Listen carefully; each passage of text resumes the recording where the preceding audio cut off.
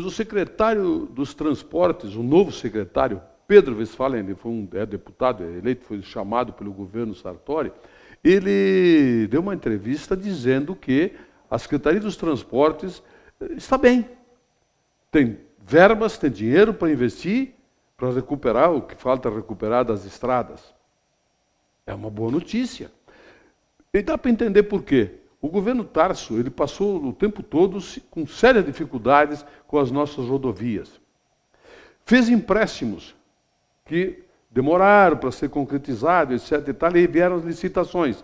Da mesma forma que o prefeito Pazinha, aqui de Bento, teve sérias dificuldades com licitações que eram desertas, ou seja, que não tinha interessados, aconteceram no governo do Estado. Aí teve empresas que aceitaram, começaram a trabalhar, de repente, pum, pararam, largaram de mão e disseram, não fizemos mais nada. Ou seja, sobrou para esse governo agora deixar as nossas rodovias em perfeitas condições. Aliás, a Rota do Sol, a gente postando na internet informações de que ela está bem, não está uma Brastemp, né? Mas que está bem, a Rota do Sol está. Pelo menos isso foi feito pelo governo do Estado. Uma pena que as nossas rodovias daqui da região continuam sem absolutamente nenhuma sinalização e naquele estado que todo mundo sabe que elas se encontram há décadas. Lamentável. O que aconteceu na França? Chargistas colocaram no meio de comunicação de lá, num jornal, numa revista, coisa assim, que eu acho que pouca gente no mundo sabia que existia. Mas eles começaram a fazer charges. Eu acho que charge na política, ela é até interessante. Eles têm um meio, um mundo fantástico para fazer charge na política. Porque o meio político dá motivo a toda hora para ter isso. Só que eu aprendi cedo, muito cedo, que tem algumas coisas que a gente não discute. Cores, amores, gostos. E olha, religião. O que aconteceu? Nada justifica aquilo que fizeram, esse ataque terrorista. Mas também, parei um pouquinho, eu respeito extremamente o que pensam mesmo os extremistas. Respeito. Tem gente que dá dinheiro para a igreja, mas dá diabo. Aí os pastores, a gente, acabam ficando ricos. Tem padres ricos. Quer dizer, mas por quê? Porque alguém acha que deve fazer, pois façam. Cada um é livre para fazer o que achar melhor, em termos de religião, principalmente. Agora, fizeram charges lá que não cabia. Mexeram com gente que eles sabem que são extremistas. Imagina pessoas do nível assim, ó, que veste um colete cheio de bomba para explodir. Eles se explodem para explodir em determinados lugares para mostrar que eles estão aí, que estão protestando contra alguma coisa. Com esse tipo de gente não dá para mexer, cara. Então, os ataques terroristas têm que ser condenados, sim, têm que ser combatidos. Agora, vamos respeitar um pouquinho. Não mexa com quem não deve ser mexido, com gente desse naipe aí. É muito ruim, pode acreditar. Ruim também é quando a gente vê que determinadas pessoas que levam partidos políticos de uma forma como se o deles fosse o melhor de todos. Não. Todos os partidos políticos têm ladrões corruptos da pior espécie dentro deles, ladrões, enfim. Olha o que fez a governadora agora de Roraima. Inicialmente disseram que tinha 12 parentes dela contratados para fazer parte do governo do estado de Roraima. Mas não é 12, é 19. O Ministério Público de lá, mas o Supremo Tribunal Federal disse que não é ilegal contratar parentes para o escalão superior dentro dos governos. Bom, eu não sei quem do Supremo Tribunal fez isso, ou se foi uma decisão colegiada. Eu vou investigar isso, vou procurar. Agora, até a sogra ela contratou, gente. A família toda dela vai receber do governo do estado de Roraima R$398 mil por mês.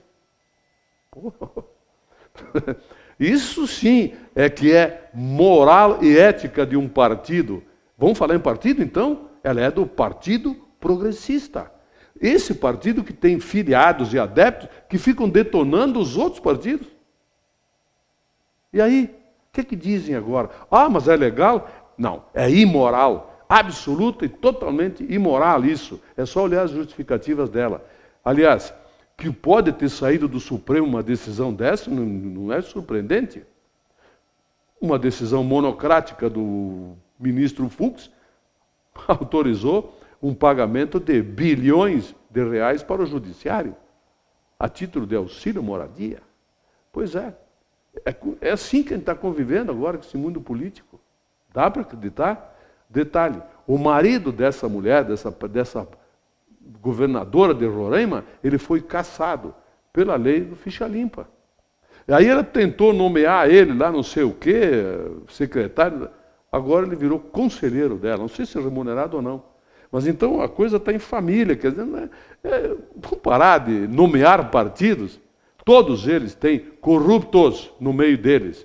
Quem defende um partido político ou tem problemas sérios pessoais, ou então um completo desinformado, é um fanático partidário, que também não é uma boa coisa. O caso das próteses, dos médicos, aí, aquelas reportagens que saíram fantásticas, agora espalhou pelo mundo, o mundo inteiro noticia isso.